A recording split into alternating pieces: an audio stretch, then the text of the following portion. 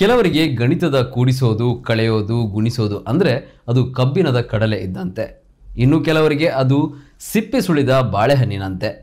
ಕೂಡಿಸಲು, ಕಳೆಯಲು ಕೈಕಾಲುಗಳ ಬೆರಳುಗಳನ್ನು ಬಳಸುವ ಮಧ್ಯೆ ಇಲ್ಲೊಬ್ಬರು ಕ್ಯಾಲ್ಕುಲೇಟರ್ಗಿಂತಲೂ ಫಾಸ್ಟಾಗಿ ಲೆಕ್ಕ ಮಾಡುತ್ತಾರೆ. ಹಾಗೆಂದು ಇವರೇನು ಗಣಿತದಲ್ಲಿ PhD ಮಾಡಿದವರಲ್ಲ.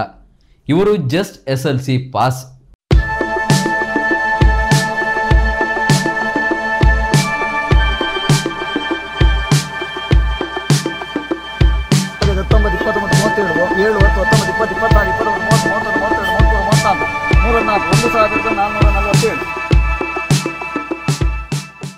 ಹೌದು, ಇದು ದಕ್ಷಿಣ ಕನ್ನಡ ಜಿಲ್ಲೆಯ ಬಂಟ್ವಾಳ ತಾಲೂಕಿನ ಬಂಟ್ವಾಳಪೇಟೆಯಲ್ಲಿರುವ MJ ಮರ್ಚೆಂಟ್ಸ್ ಎನ್ನುವ ದಿನಸಿ ಅಂಗಡಿಯಲ್ಲಿರುವ ವೆಂಕಟೇಶ್ ಕಾಮತ್ ಅವರ ಲೆಕ್ಕದ ಅನುಭವದ ಸ್ಟೋರಿ.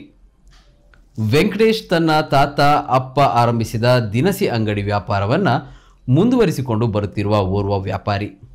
ಆದರೆ ಇವರು ಮಾತ್ರ ಇತ್ತೀಚಿನ ದಿನಗಳಲ್ಲಿ ಸಾಮಾಜಿಕ ಜಾಲತಾಣದಲ್ಲಿ ಸಖತ್ ವೈರಲ್ ಆದ ವ್ಯಕ್ತಿ. ಅಂಗಡಿಗೆ ಬರುವ ವ್ಯಕ್ತಿಯೋರ್ವರು ಖರೀದಿಸಿದ ಸಾಮಾನುಗಳ ಲೆಕ್ಕವನ್ನು ಪಟಪಟನೆ ಲೆಕ್ಕ ಮಾಡಿ ಇಡುವ ಇವರ ಈ ಸ್ಕಿಲ್ ಕಂಡು ನಿಬ್ಬೆರಗಾದವರೇ ಹೆಚ್ಚು. ಬಂಟ್ವಾಳಪೇಟೆಯ ಬಡ್ಡಕಟ್ಟೆ ಎಂಬಲ್ಲಿ ವೆಂಕಟೇಶ್ ಅವರ ತಾತ ಆರಂಭಿಸಿದ್ದ ದಿನಸಿ ಅಂಗಡಿಯನ್ನು ತಾತನ ಕಾಲಾನಂತರದಲ್ಲಿ ವೆಂಕಟೇಶ್ ತಂದೆ ಮುಂದುವರಿಸಿಕೊಂಡು ಬಂದಿದ್ದಾರೆ. ವೆಂಕಟೇಶ್ ತನ್ನ SLC ಮುಗಿಸಿ ಇನ್ನೇನು PUC ಕಲಿಯಲು ಆರಂಭಿಸಿದ ಕೆಲವೇ ತಿಂಗಳಿನಲ್ಲಿ ವೆಂಕಟೇಶ್ ತಂದೆಗೆ ಮಲೇರಿಯಾ ಜ್ವರ ಕಾಡಿತ್ತು. ಇದರಿಂದಾಗಿ ತಂದೆಗೆ ಒಬ್ಬನೇ ಮಗನಾಗಿರುವ ವೆಂಕಟೇಶ್ ಮೇಲೆ ಸಹಜವಾಗಿಯೇ ಅಂಗಡಿಯ ಹೊರೆ ಒಂದು ಪಾರ್ಶ್ವಕ್ಕೆ ಬಿದ್ದಿತು. ಬಳಿಕದ ದಿನಗಳಲ್ಲಿ ತಂದೆಗೆ ಸಹಾಯಕನಾಗಿ ಅಂಗಡಿಯಲ್ಲೇ ಉಳಿಯಬೇಕಾದ ವೆಂಕಟೇಶ್ಗೆ ತನ್ನ ವಿದ್ಯಾಭ್ಯಾಸವನ್ನು ಮುಂದುವರಿಸಲು ಸಾಧ್ಯವಾಗಿಲ್ಲ. ತಂದೆಯ ಬಳಿಕ ಇದೀಗ ಫುಲ್ ವ್ಯಾಪಾರದಲ್ಲೇ ತೊಡಗಿಸಿಕೊಂಡಿರುವ ವೆಂಕಟೇಶ್ ತಮ್ಮ ಅಂಗಡಿಗೆ ಬರುವ ಗ್ರಾಹಕರ ಸಾಮಗ್ರಿಗಳ ಚೀಟಿಯ ಬಿಲ್ಲನ್ನು ಎಷ್ಟು ಉದ್ದವಿರಲಿ ಅದನ್ನು ಕ್ಷಣ ಮಾತ್ರದಲ್ಲಿ ಲೆಕ್ಕ ಮಾಡಿ ಕೊಡುತ್ತಾರೆ. ಸಾಮಾನ್ಯವಾಗಿ ಎಲ್ಲ ಅಂಗಡಿಗಳಲ್ಲಿ ಕ್ಯಾಲ್ಕುಲೇಟರ್ಗಳನ್ನೇ ಲೆಕ್ಕ ಮಾಡಲು ಬಳಸಿದರೆ ಇವರು ತನ್ನ ಅದ್ಭುತ ಅನುಭವದಿಂದ ಲೆಕ್ಕ ಮಾಡುತ್ತಾರೆ. ಕ್ಯಾಲ್ಕುಲೇಟರ್ಗಿಂತ ಒಂದು ಹೆಜ್ಜೆ ಮುಂದೆ ಇವರ ಲೆಕ್ಕಾಚಾರ ಮುಗಿಯುತ್ತೆ.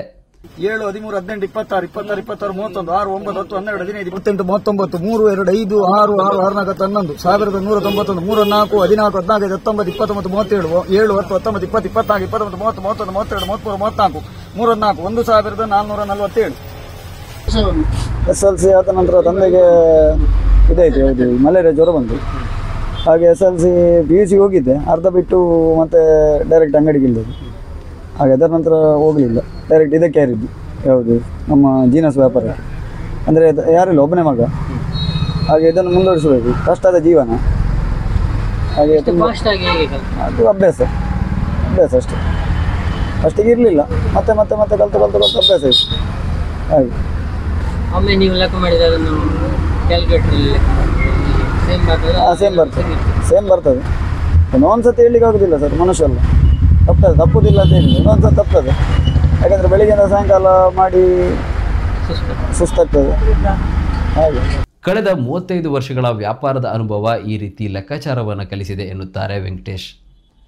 ಅಂಗಡಿಗೆ ಬರುವ ಗ್ರಾಹಕರನ್ನು ಸ್ನೇಹದಿಂದ ಬರಮಾಡಿಕೊಂಡು ವಿಚಾರಿಸುವ ಇವರ ಪ್ರವೃತ್ತಿಯಿಂದ ಬಂಟ್ವಾಳಪೇಟೆಯಾದ್ಯಂತ ಇವರು ಚಿರಪರಿಚಿತರು ಆಗಿದ್ದಾರೆ.